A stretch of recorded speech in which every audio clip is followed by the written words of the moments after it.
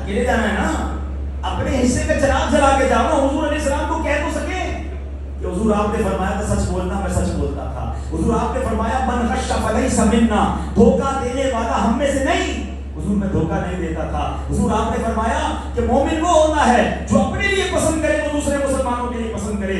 حضور میں اپنے مسلمان بھائیوں کی خیر خواہی کرتا تھا، میں ماں باپ کا ادب کرتا تھا، میں بھائی بہنوں سے پیار کرتا تھا، میں 5 وقت نماز پڑھتا تھا. حضور میں حرام روزی نہیں کماتا تھا. اپنے حصے کی کارکردگی تو لے کر جانا ہے نا.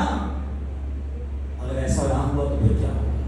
تو اے میرے پیارے اسلام، خدا کی قسم بڑی مہربانی ہوئی ہم پر کہ ہمیں نبی پاک کا امتی بنا دیا گیا ہے. اب اس مہربانی کا کوئی تو ذمہ داری لے کر جائیں گے.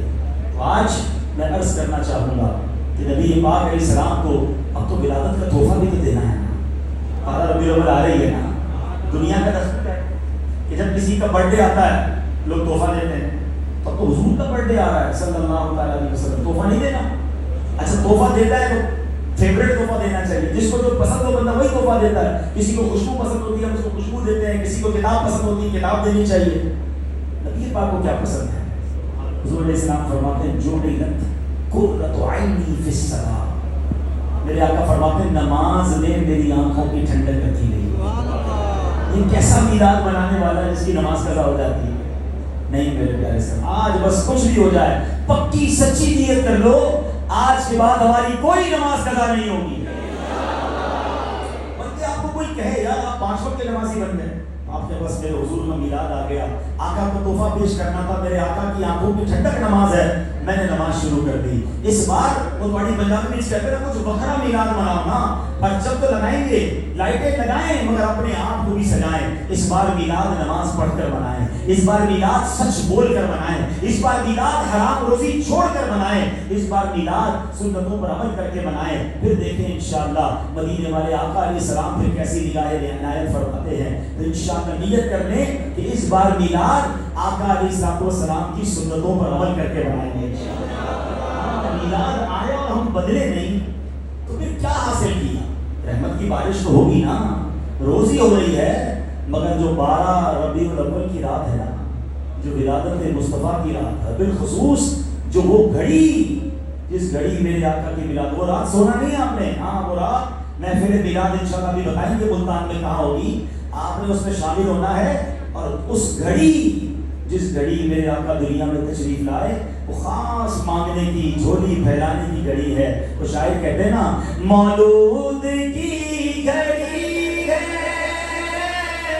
چلو آمنہ کے گھر پر، مولود کی گھڑی ہے چلو آمنہ کے گھر پر، چلو آمنہ کے گھر پر، اے خلد کی بہاروں سرکار عالم.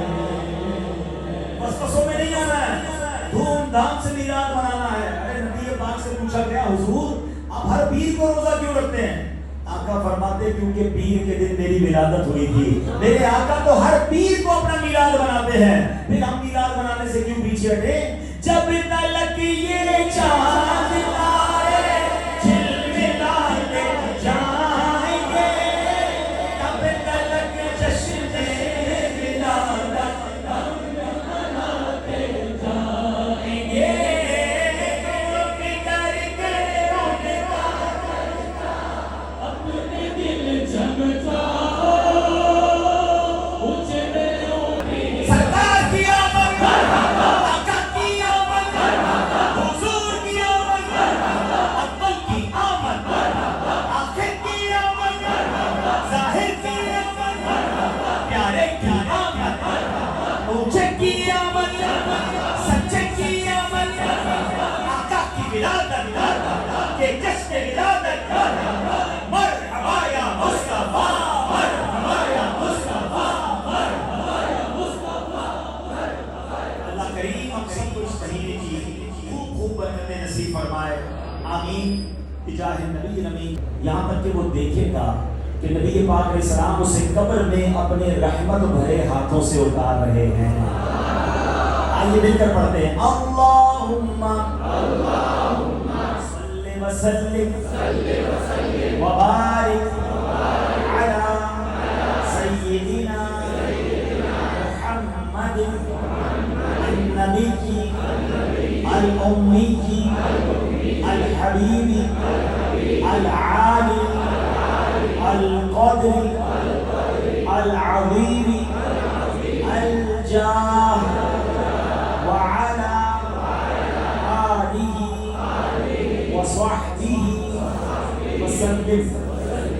حضرت انس رضی اللہ عنہ سے روایت ہے کہ نبی پاک علیہ السلام نے فرمایا جو شخص یہ درود پاک پڑھے اگر کھڑا تھا تو بیٹھنے سے پہلے اور بیٹھا تھا تو کھڑے ہونے سے پہلے اس کے گناہ معاف کر دیے جائیں گے. مل کر پڑھ لیتے ہیں اللہم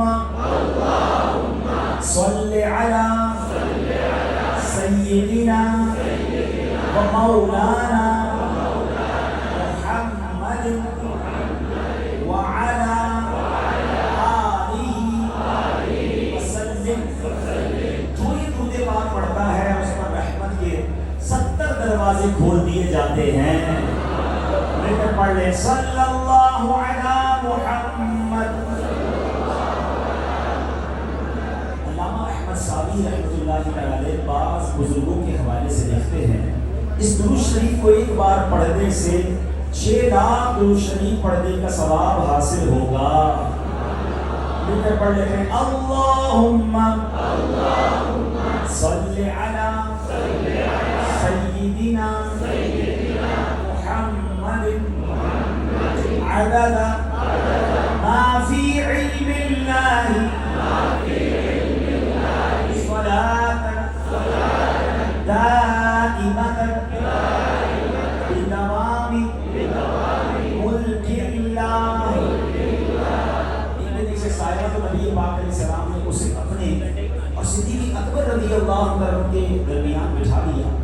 صحابہ کرام بڑی حیرت ہوئی کہ یہ کون بڑے مرتبے والا شخص ہے. جب وہ چلا گیا تو میرے آقا علیہ السلام نے فرمایا یہ جب مجھ پر درود پاک پڑھتا ہے تو یوں پڑھتا. آئیے ہم بھی مل کر پڑھ لیتے ہیں اللہم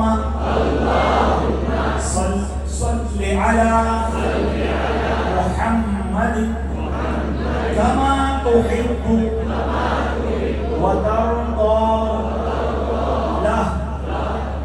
شافعی امام صلی اللہ علیہ وسلم کا عظمت والا فرمان ہے جو شخص درود پاک پڑھے اس کے لیے میری شفاعت واجب ہو جاتی ہے. آئیے پڑھتے ہیں اللہم صلی علی محمد وانزلہ المقعد المقرب عندک یوم القیامہ. حضرت ابن عباس رضی اللہ عنہ سے روایت ہے کہ نبی پاک علیہ السلام نے فرمایا اس کو پڑھنے والے کے لیے 70 فرشتے 1000 دن تک نیکیاں لکھتے ہیں. مل کر پڑھ لیں جزا اللہ عنا محمدا ما هو اہلہ. فرمان مصطفیٰ صلی اللہ علیہ وسلم جس نے اس دعا کو 3 مرتبہ پڑھا گویا اس نے شب قدر حاصل کر لی. آئیے مل کر پڑھتے ہیں لا الہ الا اللہ الحلیم الکریم سبحان اللہ رب السماوات السبع ورب العرش العظیم. لا الہ الا اللہ الحلیم الکریم سبحان اللہ رب السماوات السبع ورب العرش العظیم. لا الہ الا اللہ الحلیم الکریم سبحان اللہ رب السماوات السبع ورب العرش العظیم. صلوا علی الحبیب. محبت کی اس نے مجھ سے محبت کی، اور جس نے مجھ سے محبت کی وہ جنت میں میرے ساتھ ہوگا۔ سنتوں پر عمل ہے تو پھر تو انشاءاللہ آقا راضی ہو جائیں گے۔ اور اگر چہرہ سنتوں کے بغیر، لباس سنتوں کے بغیر، عادتیں سنتوں سے دور، جھوٹ بول رہے ہیں، دھوکہ دے رہے ہیں، نمازیں قضا کر رہے ہیں، حرام کما رہے ہیں، حرام دیکھ رہے ہیں، حرام صحبتیں ہیں، شراب پینے والے، جوا کھیلنے والے، سوچو تو صحیح جب قبر میں نبی پاک کا دیدار کریں گے تو حضور کو کیسے چہرہ دکھائیں گے؟ تیاری کیجیے اس ملاقات کی۔ اور صحیح بتاؤں اس ملاقات کا دن بھی ہمیں نہیں پتا، وہ آج بھی ہو سکتی ہے، کل بھی ہو سکتی ہے۔ عاشق رسول جو ہوتا ہے نا، سنت پر عمل کرنے والا، وہ تو انتظار میں ہے کہ کب دیدار ہونا ہے، کب ملاقات ہونی ہے۔ اعلیٰ حضرت کہتے ہیں نا، جان دے دو وعدہ دیدار پر۔ ہاں ہم تو انتظار میں ہے کہ کب سرکار کا دیدار قبر میں ہوگا۔ جان دے دو وعدہ دیدار پر، نقد اپنا دام ہو ہی جائے گا۔ شاعر لکھتے ہیں کہ ایک عاشق رسول، ایک نیک نمازی، ایک اللہ رسول کو راضی کرنے والا جب قبر میں جائے گا پھر اسے گھبراہٹ نہیں ہوگی، بلکہ جب حضور آئیں گے تو اس کی تو تمنا یہ ہوگی کہ قبر میں سرکار آئیں تو میں قدموں پر گروں، در فرشتے بھی اٹھائیں تو میں ان سے یوں کہوں کہ اب تو پائے ناز سے میں اے فرشتوں کیوں اٹھوں، مر کے پہنچا ہوں یہاں اس دل ربا کے واسطے۔